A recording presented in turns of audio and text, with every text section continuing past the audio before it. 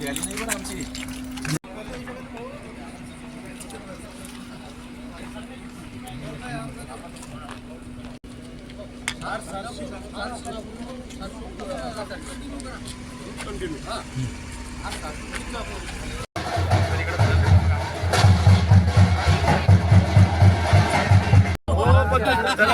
शांत राहा राष्ट्रवादी तू एकटाच फिरतो आम्हाला लोक तुम्ही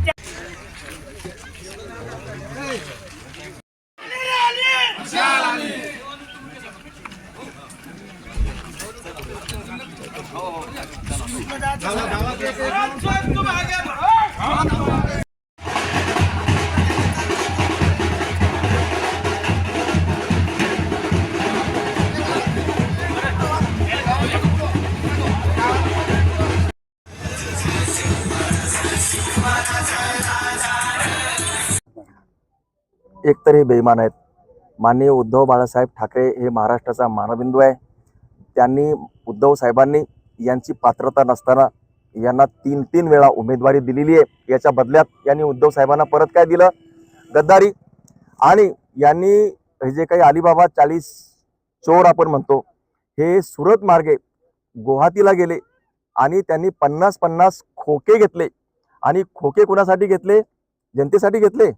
मग कोणत्या, जर जनतेसाठी घेतले असतील तर कोणत्या जनतेला यांनी, जनतेची कोणती कामं केलेली आहेत? यांनी कोणतीही कामं केली नाही. खोके घेऊन यांनी घरात घातलेले आहेत.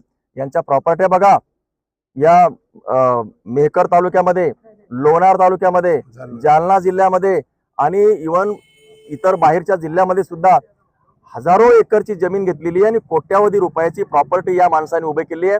पैशासाठी हा मनुष्य काहीही करायला तयार आहे.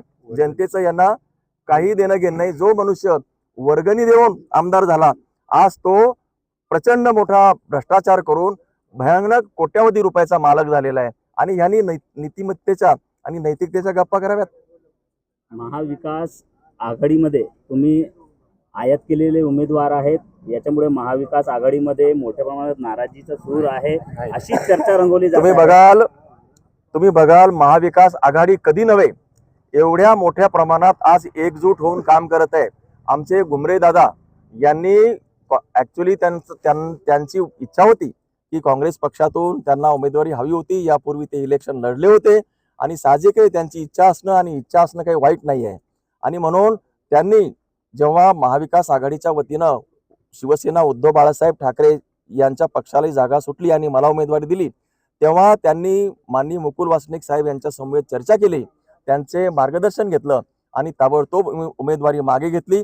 आज घुमरे दादाचे जे काही फ्रंट कार्यकर्ते आहेत, त्याच्यामध्ये नंदूभाऊ बोरे आहेत, कासमभाई गवळी आहेत, देवानंद भाऊ पवार आहेत, ऐका, देवानंद भाऊ पवार आहेत, हे इतर आमचे शरद पवार साहेबांचे संजय वडतकर भाऊ आहेत, दिगंबर मवाळ साहेब आहेत. तुम्ही कार्यकर्ते बघा ना, हे श्यामभाऊ उमाळकर आहेत. ही सगळी माणसं जी आहेत आज कधी नव्हे एवढ्या प्रमाणात अभेद्यपणानं काम करतायत आणि माझ्यापेक्षा ते 10 पावलं पुढे आहेत. काँग्रेसच्या कोणत्या मोठ्या नेत्याची सभा होणार आहे का आपल्या मतदारसंघात? माननीय मुकुल वासनिकांची सभा जानेफळला खूप मोठी झालेली आहे आणि त्याचा मेसेज सर्वदूर पसरलेला आहे. जे प्रतापराव जाधव आहे केंद्रीय राज्यमंत्री, त्यांनी मुस्लिम धर्मगुरूबाबत एक विधान केलंय. त्यांनी असं म्हटलंय की फतवा काढण्यासाठी त्यांनी लाच घेतली होती. कसं बघता आपण या विधानाकडे? हे चिथावणीखोर वक्तव्य खरं तर, म्हणजे तेच त्यांच्या पायावरती कुऱ्हाड मारून घेत आहेत असं दुर्दैवी वक्तव्य आहे, एवढंच मी म्हणेल. आज साहेब, महाविकास आघाडीचे तुम्ही उमेदवार आणि महायुतीचे संजय रायमुलकर हे पायाला भिंगरी घालून प्रचार करताय, कसा प्रतिसाद मिळतोय तुम्हाला मतदारांचा? जय महाराष्ट्र. आपण स्वतः माझ्या रॅली कव्हर करत आहात. तुमच्या लक्षात आलं असेल की गावामध्ये ज्या गावामध्ये जातोय त्या गावातील सगळी जी मतदार राजा आहे तो सगळा घराच्या बाहेर पडलेला आहे आणि रॅलीमध्ये प्रचंड प्रमाणामध्ये, मोठ्या प्रमाणामध्ये सहभागी झालेला आहे. आणि रॅलीला, माझ्या प्रचार रॅलीला उत्स्फूर्त असा, माझ्या कल्पनेपेक्षाही जास्त प्रतिसाद मिळत आहे. साहेब, आपल्याला 1 महिन्यात झालेला आहे मतदारसंघात यायला, असा आरोप होतो. आपण किती मतदारांपर्यंत पोहोचले आणि काय प्रतिसाद मिळतो? ही गोष्ट खरी आहे की मला यायला उशीर झालेला आहे, कारण मी शासकीय नोकरीमध्ये होतो. माझं गाव इथूनच जवळ आहे आणि माझे सगळे नातेवाईक या मतदारसंघामध्ये आहेत. मी शेतकऱ्याचा मुलगा आहे, गोरगरीब घराण्यातला मुलगा आहे. निंदन कृपण करून मी माझं शिक्षण घेतलेलं आहे. संघर्ष करून मी महाराष्ट्र लोकसेवा आयोगाची परीक्षा पास करून विविध परीक्षा विविध पदावर मी विविध पदावरती माझं सिलेक्शन झालं होतं. शेवटी मी मंत्रालयामध्ये गेलो, त्या ठिकाणी माझा पदोन्नती झाली. मी विविध पदं भूषवली आहेत. अनेक मंत्री महोदयाकडे मी काम केलेलं आहे. मला अनुभव मोठा आहे. परंतु मी शेतकऱ्याचा मुलगा असल्यानं आणि गावगाड्यातला असल्यामुळं माझी पावलं कायम गावाकडे वळत राहिली आणि मी शेतीसाठी, लोकांसाठी, दुधाळ जनावरं देण्यासाठी सामाजिक, शैक्षणिक, विद्यार्थ्यांचं ट्रेनिंग असेल, त्यांना शैक्षणिक साहित्याचं वाटप असेल, या सगळ्या फुले शाहू आंबेडकरी मुवमेंट असेल, सांस्कृतिक कार्यक्रम असतील, साहित्याच्या जिल्ह्यातल्या ज्या चळवळी असतील, अशा विविध चळवळीमध्ये अतिशय सक्रिय मी सहभागी होतो आणि सामाजिक चेहरा मला यापूर्वीच प्राप्त झालेला होता. आणि मेहकर, सिंदखेड, लोणार, याशिवाय खामगाव, बुलढाणा जिल्हा, चिखली, मलकापूर, या सर्व दूर माझा वावर आहे. मी काय असा स्पेसिफिक एका ठिकाणी राहिलेलो नाही. आणि त्यामुळं माझ्यावर जो आरोप होतो की हा बाहेरचा उमेदवार आहे, बाहेरचा म्हणजे मला कळत नाही, शेतकऱ्याच्या मुलांनी नोकरी करण्यासाठी मुंबईला जाणं वाईट आहे का? आणि तिथे गेल्यानंतर परत मी आलेलो आहे, परत मी माझ्या मायभूमीत आलेलो आहे, मातीत माझ्या परत आलेलो आहे, माझ्या लोकांची सेवा करण्यासाठी आलेलो आहे. आणि आता माझी नोकरीचे दोर कापलेले आहेत. मी राजीनामा देऊन आलेलो असल्यामुळं माझी मातृभूमी आहे आणि माझा मतदार राजा ज्या ठिकाणी आहे, या ठिकाणी मी राहणार आहे. मी कायमस्वरूपी मेहकरला राहणार आहे आणि इथल्या जनतेच्या सुखात दुःखात कायमस्वरूपी राहणार आहे. जिना यहाँ मरना यहाँ. आता सिद्धार्थ खरात याच भूमीमध्ये राहणार आहे आणि ठासून इथल्या लोकांचे सगळे प्रश्न त्यांच्या सुखादुःखात सहभागी होऊन सोडवणार आहे. जे रायमुलकर आहे, संजय रायमुलकर, ते तुमच्यावर असा आरोप करत आहे की तुम्ही नारायण साहेबांची खोटी स्वाक्षरी केली आणि दुधाळ जनावरांच्या कर्ज प्रकरणात मोठा कोट्यवधी रुपयाचा भ्रष्टाचार केला आहे. आरोप करायला माझी त्यांना विनंती आहे की आरोप करताना निदान चांगला सल्ला घेऊन तरी आरोप केला पाहिजे.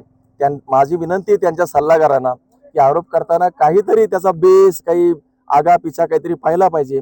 दुधाळ जनावरं होय, मी जवळजवळ 1000 जनावरांचं वाटप केलेलं आहे. परंतु ते कसं केलेलं आहे की शेतकऱ्यांच्या नावावरती त्या शेतकऱ्याला ती जनावरं मिळाली आहेत. मी कुठून तरी काही निधी आणला तेव्हा त्या निधीतली जनावरं असे नाही.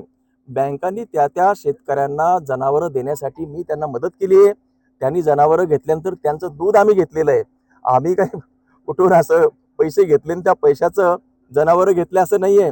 अतिशय बालिश, अज्ञान आणि दुर्बोध स्वरूपाचा आरोप आहे. दुसरी गोष्ट, यांनी एकही जनावर घेतले नाही, शेतकऱ्यांना मदत केली नाही, शेतकऱ्यांना पूरक उत्पन्न देण्यासाठी कोणतंही काम केलेलं नाही. अशा निष्क्रिय माणसाला शोभत नाही की ज्यांनी काम केलेलं आहे. अहो, मी शासनाचा अधिकारी असताना गावाकडे येऊन इथल्या शेतकऱ्यांसाठी हजारो गायींचं वाटप करून दुधाचं या ठिकाणी प्रयोग केलेला आहे. मदर डेअरी जी आलेली आहे या भागामध्ये, विदर्भ आणि मराठवाड्यामध्ये, ती मदर डेअरी आणण्यासाठी माझा प्रामुख्यानं सिंहाचा रोल राहिलेला आहे. हे कशासाठी केलेलं आहे? मला काही पदोन्नती पाहिजे होती म्हणून करत होतो. मला माझ्या भागातला जो माणूस आहे, शेतकरी, त्याला दुय्यम उत्पन्न देण्यासाठी आणि आत्महत्या रोखण्यासाठी, पूरक उत्पन्नासाठी हे दुधाळ जनावरं मी वाटप केलेले आहेत. आणि मोठ्या प्रमाणात आज दूध उत्पादन सुरू झालेलं आहे. ही दुधाची चळवळ आहे. आज जालना जिल्हा आणि सिंदखेड राजा, देऊळगाव राजा, इव्हन लोणार तालुक्यामध्ये आज 50,000 लिटर दूध आहे. आणि ही दुधाची जी श्वेत क्रांती आहे, मी पुढे व्यापक स्वरूपामध्ये वाढवणार आहे आणि या भागामध्ये तुम्हाला दूध आणि दूधच